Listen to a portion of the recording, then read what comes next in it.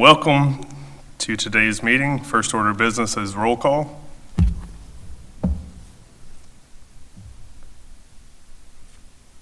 Assuming I do that. How do we proceed? Start at the end. I'm going to list them. I apologize, didn't know it was on me. You're good. And I apologize for mispronouncing anyone's name. Christopher Lutgart, Present. Lynn, and I am not going to be able to say this last name. Present. Wally Wagner, Present. Brandon Owen, Present. Howard Gunn, Stephen O'Leary, Present. Tom, I can't say that last name as well. Matt Fabian, Here. Jim Walkup, Here. Kyle Yancey, Present. and then myself, Jamie Zubelik. All right, thank you. Next item is the approval of minutes from last meeting. Those were handed out as we got here. Has everybody had a chance to review them? So moved. I have one question on it. There was some Q&A that occurred at the end of the last meeting. Didn't see noted on this. Wasn't sure how that was being documented. I think there was a request for some facilities people to be here to talk about how jobs were awarded, how owner direct purchase and taxes was being handled for tax savings. I think there were a couple other comments made. I don't remember exactly what they were, but I don't see them noted in the minutes. I didn't know how that was being documented or followed up, or if any of those people were here to speak today as well. No, I agree with you, because I made many of those questions, and I noticed they weren't documented in the minutes at all. I don't know why this is echoing so badly. But they weren't documented at all. It should have at least been a note to the minutes that questions were asked about, contracting process procedures, and just so people were made aware that those questions might come about. We may have to obviously kick it to the next meeting.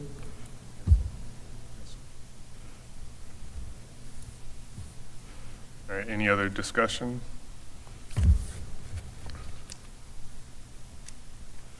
So we have a motion on the floor to approve. Would we like to?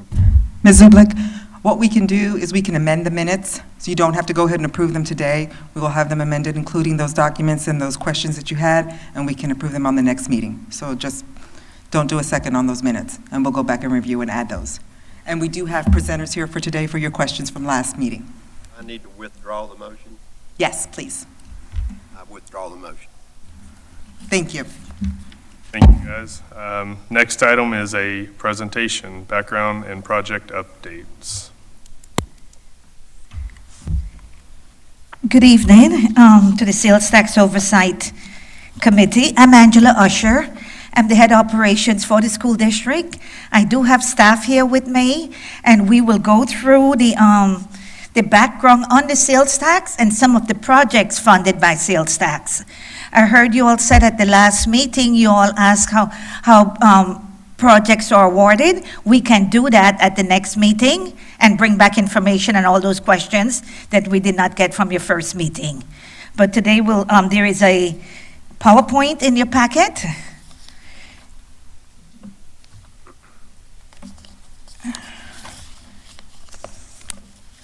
Okay, so we'll start off with the capital outlay. As you know, the voters approved the sales tax in November 2024 for 10 years, and that is up until December 34.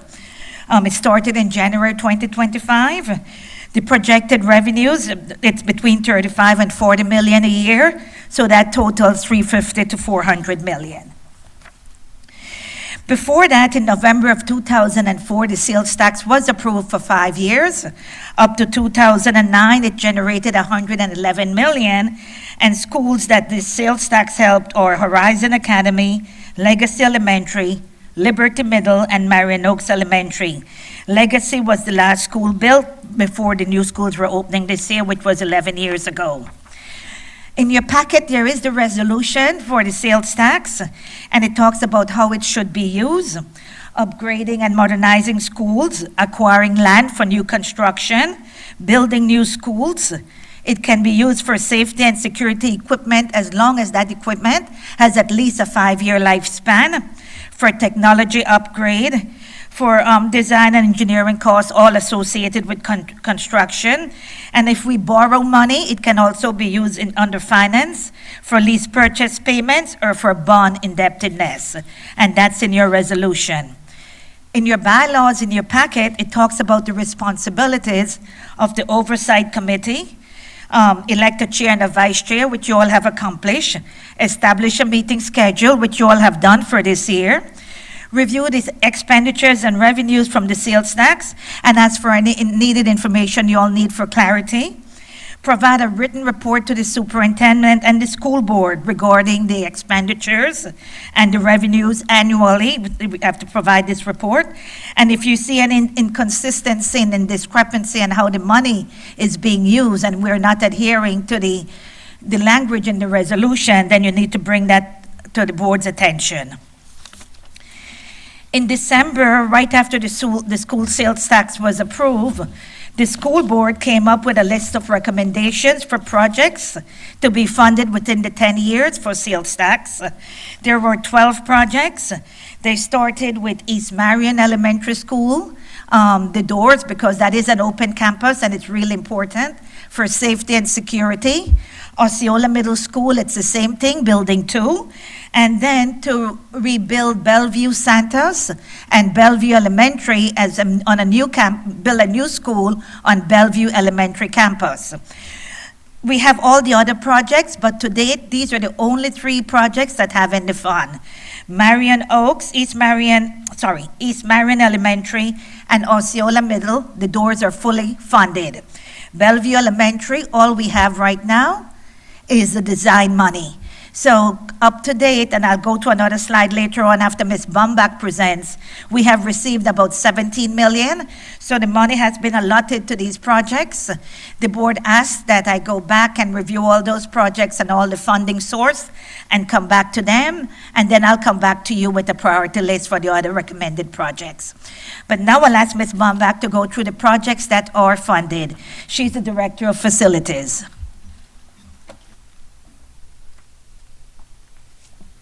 Good afternoon. We are very excited to get some of those projects started with the money coming in. There's a huge need in our county, and the board has decided to address these safety needs first, which takes us to East Marion Elementary School. We will be installing walls and doors because it is a very large building and it is open. So when somebody gets into the front door, they have pretty much access to every classroom in that building without any hindrance. So we will install walls and doors. We have completed site visits. The scope has been developed. The architect is on board. Today they actually had their kickoff meeting to get the project rolling, talking about schedule and timeline. We will have to bring in a contractor very soon. Since it's a large construction process, we want to start next summer, but I'm not sure that we can accomplish all the construction in the 8 weeks we have in a summer. So we need to establish a phasing plan, and that together with the contractor, we can do that probably. It's in little parts, so it's easy to isolate construction. We might have to bring in some portables and move students out, but the main, hopefully the bulk of the construction we can accomplish in the summer. And that also includes a secure entrance, because right now you come in and it's all open, so we will have a single point entry, a secured area, and from there, visitors only can get bussed in. So it's a very controlled access then to the school itself. And you can see there's some pictures that show how open one of them is right up front. It's wide open. There's no doors. Also, then the learning environment, it's really hard for an elementary school to have your next classroom right next to you and open and contain your children and have fun activities. So I think it will help the learning environment as well. The next project is Osceola Middle School, and that is Building 2. That is where the library is, the media center. It is also open when you come in. At middle school is probably a little easier to have quiet instruction, and but the safety concern is the same. So we would want to install permanent walls and doors. We have to evaluate the existing conditions in regards of fire alarm, electric, life safety, egress routes, and then also the HVAC system. So we have started writing the scope. The architect is reviewing that right now. We're waiting for a proposal. He's working with his engineers to get a finalized number on what they need to design all that. We have set aside $2 million on that. Depending on what the feedback is, what we're getting for the HVAC system, it's very old. We are a little concerned that when we put doors and walls in there, that the HVAC system is not functioning really well. We might have to put that part of the project into that project as well, even though we have it later on for the campus as well. Also there, we need to bring the contractor on board very soon. We will send it out for advertising in case we need to discuss a phasing option there as well. You see some pictures. The library is very open, and then there's no doors to the classrooms. You see curtains just to close them for visual. The next project is a very exciting project too. We are looking to combine Bellevue Elementary School and Bellevue Center's campuses. In the next slides, I'll show you some pictures how it might look like. But we are looking that right now we're building a new Lakeview Middle School close to the Lakeview High School campus. And as soon as that is completed and the Lakeview Middle School students move to that new campus, that opens up the old Lakeview Middle School. We are intending to use that as a swing school to move the students from Bellevue Elementary School campus into that campus for a year. So we have the whole site free to do the demolition and build the new campus. It's a very tight timeline to build a school in 1 year, but that is our plan. So the students are not on campus while we have the construction right there, and you will see the way it's laid out.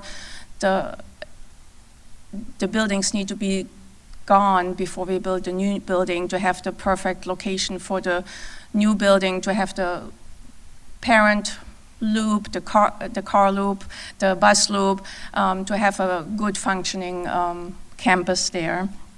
So we're looking for a construction start in August of 2027 after the students move to the swing school, and hope to be completed then the next year for a new start of the school year in 2028. We have $65 million set aside there because we have to address also the demolition and the moving of the students to the other campus. Right now we have just over $2 million secured from the sales tax. We are in negotiations right now with the design team. We're discussing several options. He will also include the preparation of the Lakeview Middle School to make it feasible for elementary school students to be on that campus. We also need to file a custody report with the Department of Education when we want to demolish old school buildings. So that takes time. It's not a fast process to get it through the Department of Education. They are understaffed too, I believe. So we need to start on that as well, and the architect will head all these efforts. Just a quick timeline on the design.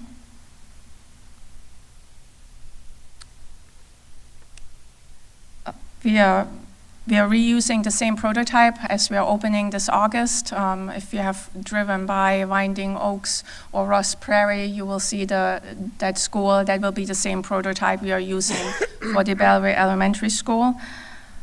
So we are negotiating the contract right now. We'll bring it back before the board, maybe in July, and then in August they can start with the design. Construction, we need to send it out for a selection process that will hopefully start in August. Takes 2-3 months to get through that process, so by December we should have a board-approved construction manager in place. In 2026, at the end of 2026, we hope to have maybe the first GMP ready for early procurement, and then start of construction end of May 2027, completion in May of 2028. That is the current campus of Bellevue Elementary School. And then the next slide shows an overlay. You can see a little bit behind where the old buildings are. That is the new building. We are still fine-tuning how many students we can zone or are gonna go there with combining both schools, and fine-tuning where the cars come in, the buses come in. And I'll turn it back over to Ms. Usher. Okay. Thank you, Ms. Boback. In your packet, there's a map that shows all the schools. It includes the new schools. It includes Ross Prairie, Winding Oaks, and it shows where the new Lake Ware Middle will be built. There is an error in the map. We still have Evergreen, and it should be for the Early Learning Center, and we'll make that correction. But it was updated to show the new schools.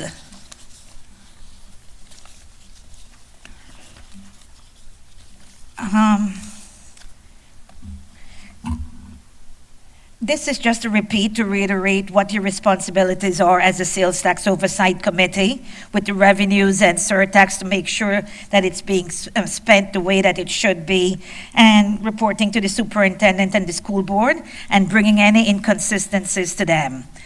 The next one, in regards to the sales tax revenues we have, in June of this year, we had 17,369,000, and we projected 35 million.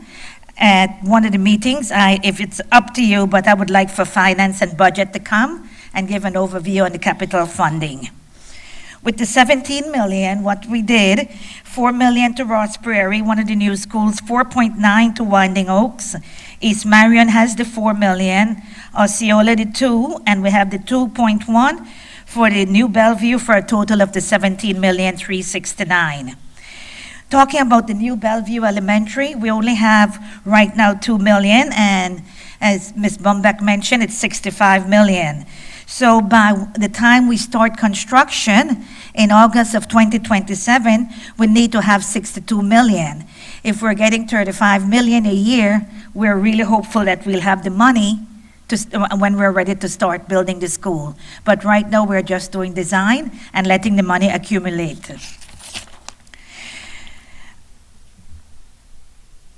We had a work session with the board on June 19, 2025, and they asked us to go back and look at all our projects and all the funding for capital, being capital outlay and debt service, millage, sales tax, what else, impact fees, and see how we'll prioritize the projects. We're in the process of doing that.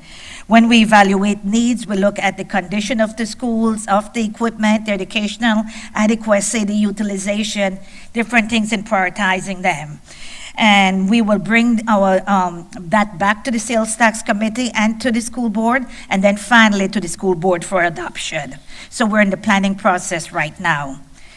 I noticed that you all have 2 meetings scheduled for the rest of this year, September 24th and December 3rd. So we'll come back to your September 24th meeting with an update on projects, and we'll look at all the recommended projects from the school board and any other feedback we get from them, with all the prioritizing all the other capital projects.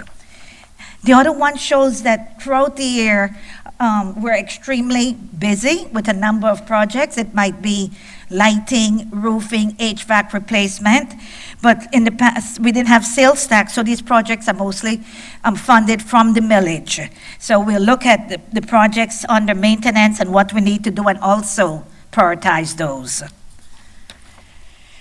This year, as you all know, we're opening 2 new elementary schools, Ross Prairie Elementary and Winding Oaks Elementary.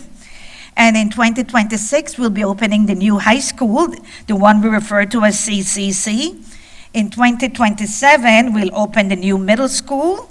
And in 2028, we plan to open the new Bellevue Elementary, just for a new capacity. I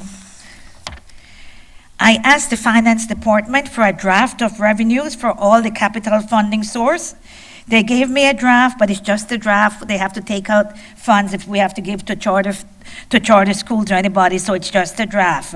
But at that June 19th board work session, the board also mentioned other priorities such as money for athletics, money for the booster stadium, and a new data center. So while we work on the capital plan, we'll be looking at adding those projects and see how we can shift around funding source to fund them.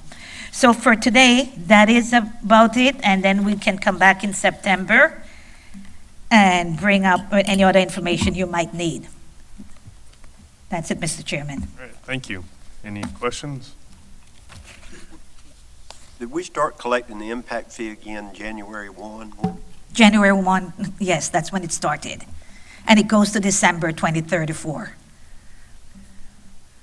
I had a question regarding owner direct purchase for your current jobs with regard to how much tax savings you're generating to put back into other projects using that process. We can certainly bring that back to you, but we are doing that on all our projects. Today I had a discussion with staff. With the bigger projects like the high school, it's quite substantial. With smaller projects, of course, it's not as much, but we're trying to recover every penny back with the owner's direct purchase. We can bring that back, that information for the next meeting, how much we have collected or saved for this year through that process. Thank you. Question, go ahead, continue. No, I was just saying thank you. In regards to Reddick Collier and Fessenden, what are the plans or upgrades for those schools?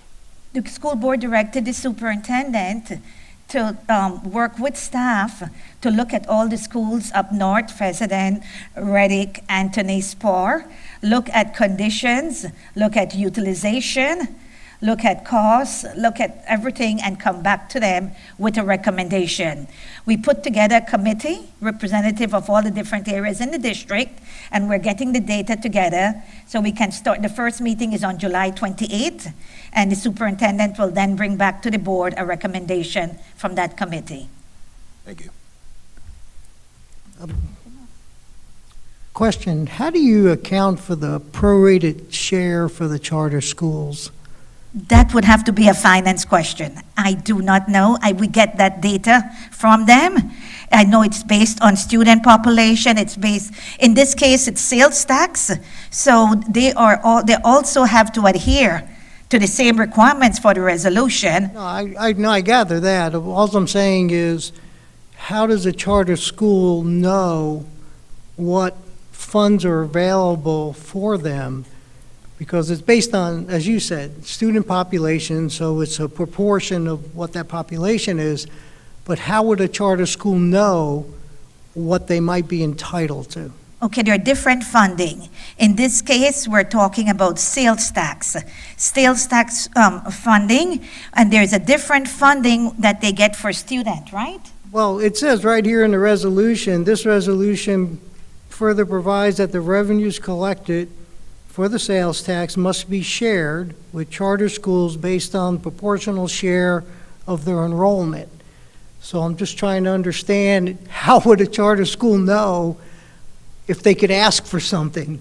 Oh, they know they can ask for it because they have asked, but our finance department is working on that number, so I do not have that number at this time, and that's why I suggested we might want somebody from finance to attend your next meeting, because I'm in operations, facilities and operations, so we have to get that money to see how they come up, what formula they use to see how much money they should I understand that. get. All I'm saying is, if you zero out your total amount to the total amount collected, it just seems odd to how someone would know what they could approach you for. Right, what in they can. essence. So that's, yeah, maybe we could cover that in the next meeting to figure out. And also, how are you going to track it? Right, exactly, and make sure that they're adhering to the resolution also, and there are no inconsistencies, because they have to abide by that also. So I'll ask finance to be here at the next meeting to explain how they allocate the monies to the charter school. Okay. A question on the Osceola Middle School, and I think, and I'm sorry, I Ms. don't Bumback? know, I don't know your name, but I know you indicated two things. One is, it was an open bay school essentially, that you're now basically partitioning up, and the HVAC system is old. So in your cost for design, are you looking at how to rebalance the system, how to modify the system? Is that cost built into your $2 million?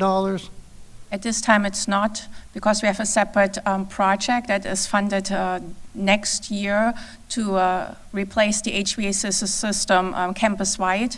But since we are moving forward with this project much faster, we might have to shift some money in there and address it at the same time. Yeah, because you're going to have to rebalance the system as soon as you put Yes. the walls up. Yes. Thank you.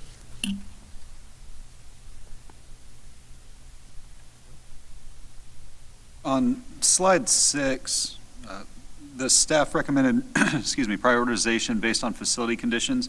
The estimated maintenance, is that covered by the tax, or is that, it's broken out in a separate column? Is that to be considered by the committee, or is that a totally? We can do major maintenance with the sales tax, but we don't know which projects and how we'll prioritize the projects as yet. But that is considered capital, and we can do some major maintenance projects not called out. And if we do that, certainly as the oversight, we will have to bring that to you to tell you which ones we're doing with sales tax. Does that 5-year requirement apply to the upgrades or maintenance you're doing, or not? I don't know how to read that exactly.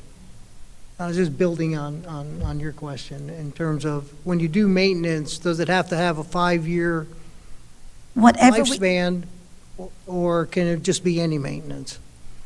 usually on maintenance, whatever we do in maintenance, they have a minimum 5 years. So the sales tax resolution, they want to make sure it stays with capital projects, and we don't use it to buy just everyday projects. So they want a minimum lifespan of 5 years, and our maintenance project at the minimum, there are 5 years.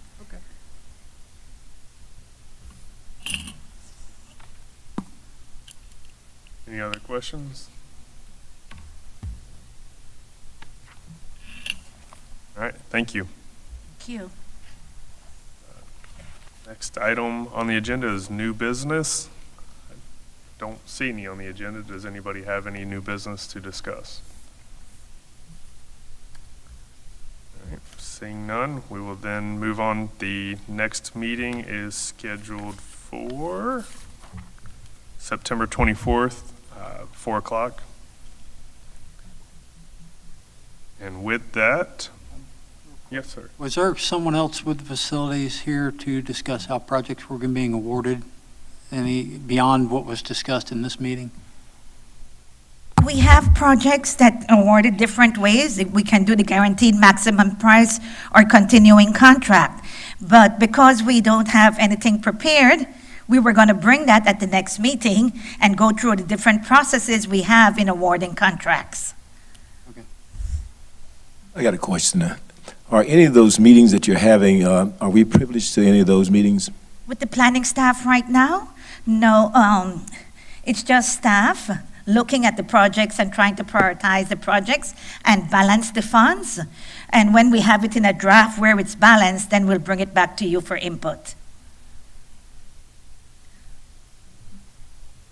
A quick question, for all the dollars you present, are those present-day dollars, or are those debt present value dollars? How do you present your dollars? I don't know. The dollars with the projects that are funded, they are present day. The 65 million for the new elementary school is present day. The other costs associated on this document, we have not reevaluated. So when we go back, we'll see we have to put an inflation percentage in there. But for the 3 projects that are funded, they're current today's prices. Thank you. All right, sounds like we got a lot of information coming at that September 24th meeting. So, Mr. Wagner, I will probably not be able to make your 4:30 deadline at the next meeting, but with that, entertain a motion for adjournment. Second. I need a first. I make a motion to adjourn. Perfect. Second. All those in favor? Aye. Aye. Any opposed? All right, thank you, guys.